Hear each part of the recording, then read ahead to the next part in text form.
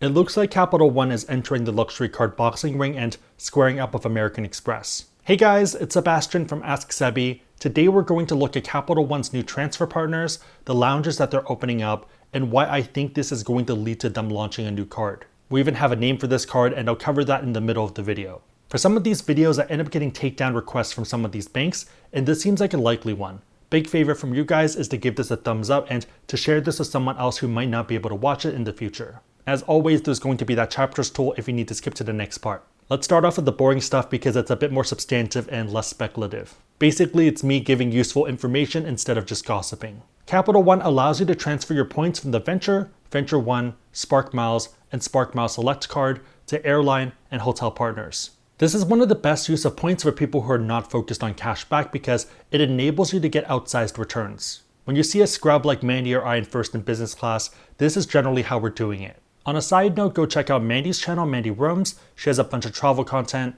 and she's almost at 10,000 subscribers. Head over there after this video and give it a thumbs up or subscribe to the channel. Capital One is adding British Airways, Turkish, TAP, as well as Choice. For the first two, BA as well as Turkish, it's going to be a 2 to 1.5 transfer rate. So 100,000 Capital One points is going to be 75,000 partner points. This is fine, but for someone like British Airways, Chase lets you transfer at a 1-to-1 rate, so 100,000 points is 100,000 points. For TAP and Choice, it is going to be 1-to-1, which is a pretty big improvement compared to the prior rates. It looks like all of them start on April 20th except for Choice, which is going to be later this year.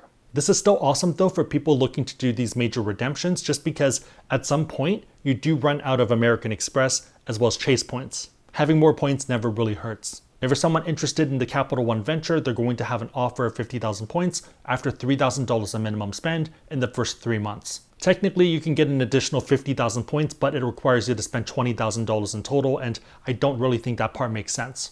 I personally would probably only do the first tranche, so that first $3,000 a minimum spend, but obviously it depends on you. On that note, if you want to learn about this or pretty much any other card out there and you want to support the channel, we have links on our website, asksebi.com, and also down below in the description box. One of the most commonly asked questions I get is that this sounds really good, but how would I end up using these points? There's a ton of options and I'll run through my use case for each one of them. For something like TAP, I would probably use it to patch together a pseudo round the world trip. Reminder that transfers are going to be 1-to-1, so 50,000 points is 50,000 points. If you wanted to fly from Osaka or Tokyo to Dubai in Emirates Business, it's going to be 50,000 points. That's not too bad at all because that's exactly the intro bonus. Emirates First is going to be 65,000 points, and I think I would aim for that one because I hear it's pretty amazing. You're looking at about 12 hours in the air, and I think it's one of the best uses out there. For me, the crazy part is that you can fly business and first just by using the card for everyday expenses. If I knew this when I was a student, then I probably would have taken a lot more trips. Moving into the next one, it's going to be Choice, and with this one, I don't really think it makes sense because with the transfers, you're not really getting outsized value. Most of the redemptions are going to get you about 1 cent per point, so 10,000 points is going to equal $100. It's not really worth the effort transferring it out to get that same value when you can just use their eraser program. So Capital One has a program that gets you 1 cent per point for your travel expenses. If you do find a sweet spot, then maybe go for it, but I would strongly recommend looking for that and seeing that it exists before doing that transfer. I'm fine jumping through hoops, but you want to make sure that the juice is worth the squeeze. Number 3, with British Airways, you have a lot of different options. One of the really good things here is that you have a lot of other programs that also transfer to it, so if you do need to do a big redemption, then you have a lot of options. So whether you have a big family or whether you're looking to fly first, you're not stuck with just one currency and working your balance up. With the US opening back up, I'd probably use my British Airways Avios points to fly to Hawaii. You can book Alaska or American Airlines for 13,000 points each way. Obviously double check that we don't see some crazy flight discounts, but I think it's a pretty good economy use case. I realize that people do have families and not everyone wants to do a YOLO trip. Turkish is an interesting one because they're not a transfer partner for Chase or American Express. They are a transfer partner for Citi, and it means you can still pool your points. Be careful with this one because you do have fuel surcharges, so you either want to find times that it makes sense or find airlines that don't pass on those charges to you. For me personally, I'd probably use this to hop around Asia. You're looking at 35,000 points for business class for something like ANA or EVA Air. Unless you're flying the super budget airlines that have very aggressive hand carry rules for your luggage, then flying inter-Asia can add up real fast. These can be 3 to 5 hour flights, and I feel like if you're flying from the other side of the world, to go to Asia anyways, then it might make sense to check out 2 different places off your bucket list instead of just one. If you're looking to book business and first and you don't want to do the research, I'd look into chat flights. They basically do the heavy lifting and the prices are in line with what I used to charge when I had a bit more bandwidth and I was helping people with stuff like this. I would absolutely not recommend this for economy and also for people looking to save money because it's not really going to be worth it. You're better off doing the research yourself. Just my honest opinion and what I would tell people who were trying to hand me a few $100s to help them with their trip. If you want to check them out, I'll leave a link down below in the description box and it supports the channel. Moving into the lounges, Capital One is announcing that they're opening 2, one in Dallas-Fort Worth and one in Washington Dulles. Dallas is targeted for summer of 2021. Washington is going to be 2022. These lounges offer travelers access to modern spaces with high-speed Wi-Fi. So right off the bat, a lot of that sounds like the Capital One Cafe to me, but let's see what it looks like. There's going to be a number of food options, such as a grab-and-go section, and also a restaurant dining experience. There's going to be cold brew, craft cocktails, local beers, and regional wines. This part's pretty interesting because it sounds pretty good. The big question is whether the food is going to be free or whether you have to pay additionally. There will even be cycling and yoga rooms. I'm actually pretty excited about this part because a gym in an airport sounds pretty awesome, along with relaxation rooms, nursing rooms, and shower suites. Again, great because you don't want to be stinky on a plane. Capital One hasn't announced their lounge policies yet, but a spokesperson confirmed that Capital One cardholders will be eligible for special entry rates depending on their card. Capital One's pretty good about giving discounts for you to sign up for their cards, whether it's credit cards or even their bank accounts. When I did more in-person meetings back in the before times, the Capital One Cafe downtown here gave you 50% off their items. At a minimum though, I think you do need to have one of their cards to get in, whether it's a basic card that has no annual fee, or maybe it's something else. Remember that their end goal is for more people to sign up for their cards. For this reason, I don't think letting everyone in, even if they wanted to pay, really makes any sense. My guess is that if you have a normal card with them, it's going to be $50 or $60 to get in. If you have a $95 annual fee card, like the Saver or the Venture, then it's probably going to be 50% off. On that note, what are your thoughts here? How much would you pay to get into a lounge? And also, would the food need to be free? Or on the flip side, would you be fine paying for the food on top of the price of admission? Let me and everyone else know in the comments down below. Launching a lounge is expensive, and given their current target of subprime, it doesn't really align. Most lounges are targeted at jet setters and generally people with higher disposable income.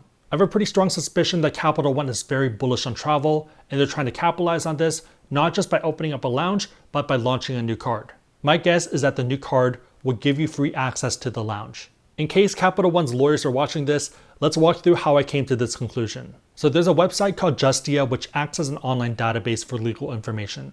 For example, they allow you to search for stuff like trademarks. So if we look at something like the Saver One card, it's something that we can actively see here. Capital One Cafe is another very good option. You can see their trademark. If we go back a year, back to April of 2020, they filed for the Venture. They already have Venture for the credit card side, but this is specifically for airport servicing, featuring transit lounge facilities and passenger relaxation. So I think we know the name of the lounge. Be aware that in January 2021, a final refusal was written. This basically means that an element within that trademark is not defensible, so maybe someone else already has something similar with that branding. From my understanding, they can still submit a request for reconsideration and appeal within 6 months. Main takeaway from this part is that they initially or still are trying to call it the Venture Lounge. On the same day, on April 27th, 2020, they also filed for X.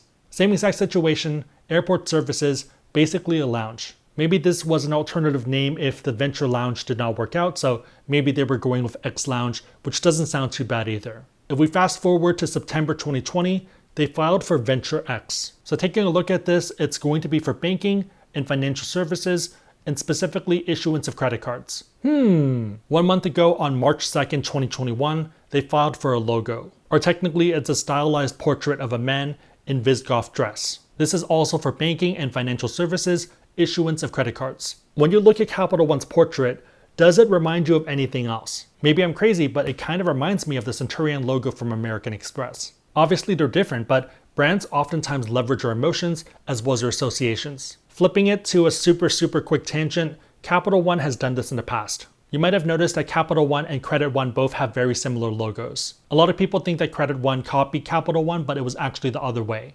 Credit One had their logo in 2006, Capital One in 2008. My guess is that the brand association within the subprime space was pretty good, and therefore they went with a similar logo. I would show you these logos, but some of these banks have used this as an excuse to try to take down my channel and have even threatened to sue me. That's also why I don't show card art for some of these issuers. Even if they like me right now, maybe they end up getting pissed off at me in the future. I don't want to get my channel taken down because I said something a bank didn't like about their card that might not be competitive. Back to Capital One.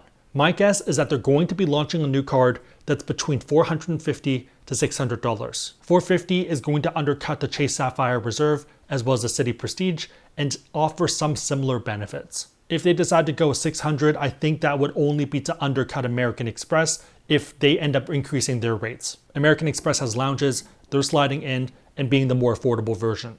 Given the trademark status for the Venture Lounge as well as the X Lounge, my guess is that the lounge will be called either the Capital One Lounge, pretty similar to the Capital One Cafe, or the Venture X Lounge. The idea of the latter one is to leverage off the marketing. If they're launching a new card anyways, then you might as well brand it that way. Overall, I think this is awesome because the more competition, the better for us as consumers. If anything, Capital One might end up using the Centurion Lounge rule changes to their advantage. Some other cards don't even let you take guests into the lounge for free.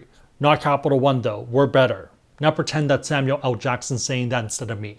I can imagine it, maybe I'm crazy, but it's something I can see them doing. I feel like they're pretty good at throwing shade at other companies within their ads. Change those places every few months. On that note, if this is suddenly making you want to invest in Capital One and you want to try out a new brokerage, I'd check out Webull. You can get 2 free stocks by opening up an account and depositing $100. To me, it's one of the best alternatives to Robinhood if you're someone who wants to move away from them, and using that link really supports the channel. I'll probably also do a video on investing with SEBI, running through my thoughts here because obviously there are other breakdowns here, but I think there is some potential. Let me know if you have any questions and I'll try to cover it in that future video. My question for you guys though is, what are your thoughts on this? What would you want to see in a Venture X card? What would it need to have to make it competitive? If you liked it, give it a thumbs up. It really helps us out. If you know anyone else who'd benefit, then share this with them. It'll probably help them out, but otherwise hope you guys liked it. See you guys next time.